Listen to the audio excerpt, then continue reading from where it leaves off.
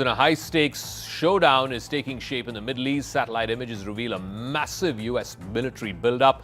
Trump is calling it an armada of aircraft carriers, missile destroyers, submarines, and advanced strike capabilities, all moving closer to Iran. It signals that Washington is preparing for every scenario, whether it's diplomacy, whether it is deterrence, or whether it is the ultimate direct confrontation.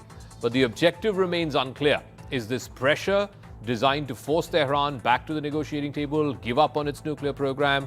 Or is this show of strength to try and reassure allies like Israel? I decode a little more.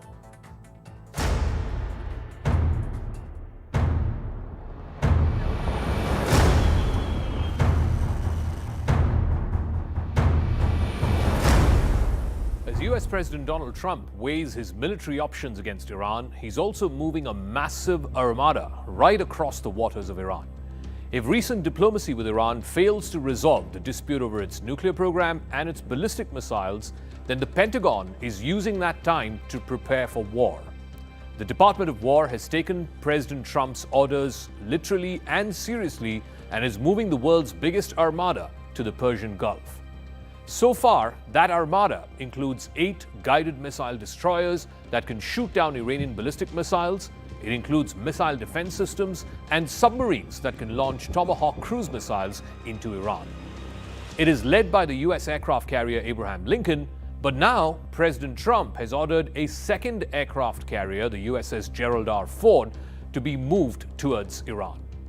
Over the past 3 weeks, as diplomats and leaders from Israel, Arab countries, Iran, and America have been talking, the Pentagon has been preparing for war. But what the objective of this war is still unclear. Trump initially said that he was trying to defend the Iranian protesters who had poured out onto the streets against the Ayatollah regime. But he has backed away from that. He had in fact said early in January that America is locked and loaded to protect the protesters, and that help is on its way. Now, though, Trump's aim is purely to cut a deal with the Iranian regime that restricts its nuclear and ballistic missiles program. We have a situation right now where we sent a very big carrier group to Iran. I'd love to see if we could make a deal. They've been difficult to make a deal. I thought we would have had a deal last time. They wish they did. Trump made one big mistake, though. He threatened war before the U.S. military was ready. But having put war on the table, now Trump is finding it difficult to walk back. Now Iran too has got its defenses up, its capacity to hit back has been bolstered, which explains why Trump is dilly-dallying. Senior Trump administration officials say that the president has not decided whether he would strike Iran or not. Last week, after meeting with Israeli Prime Minister Benjamin Netanyahu at the White House, Trump wrote on social media that there was nothing definitive that was reached in that meeting other than the fact that negotiations with Iran will continue.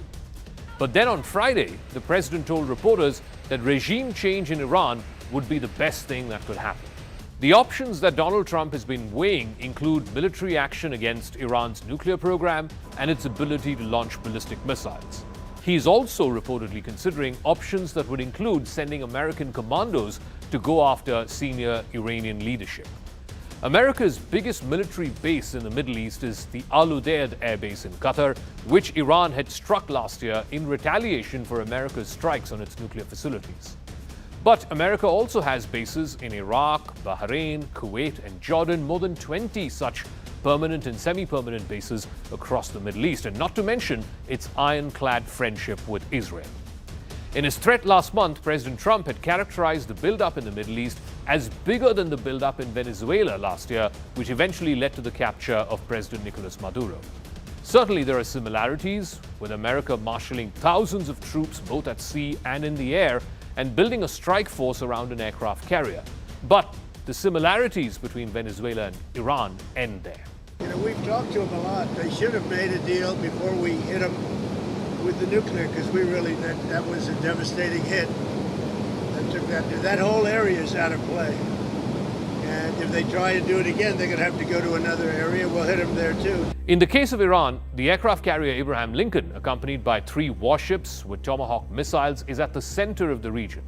America also has battleships in the Arabian Sea, the Persian Gulf, the Red Sea, and the Eastern Mediterranean. And back last week on Thursday, a crew of a second aircraft carrier, the USS Gerald R. Ford, were told that they would have to leave the Caribbean, where they had joined the American operation to seize Nicolas Maduro. Instead, the USS Ford will be deployed to the Middle East as part of Trump's pressure campaign against Iran. Flight tracking data also suggests that the US is moving additional aircraft, including refueling aircraft and reconnaissance aircraft, closer to Iran. American officials concede that ousting Ayatollah Ali Khamenei would be far more complex than capturing Nicolas Maduro. And yet, officials say that Trump has not made a final decision and is considering a wide range of military options. For now, Trump says he prefers to see whether his administration can make a deal with Iran over its nuclear program. But senior US officials also are skeptical that the Iranians will agree to a deal which satisfies Trump. Trump has shown increasing impatience with these negotiations with Iran. Earlier this month, Oman had mediated talks between Iran and America. The American side was represented by Steve Witkoff and Jared Kushner, and the Iranian side by its foreign minister Abbas Araghchi.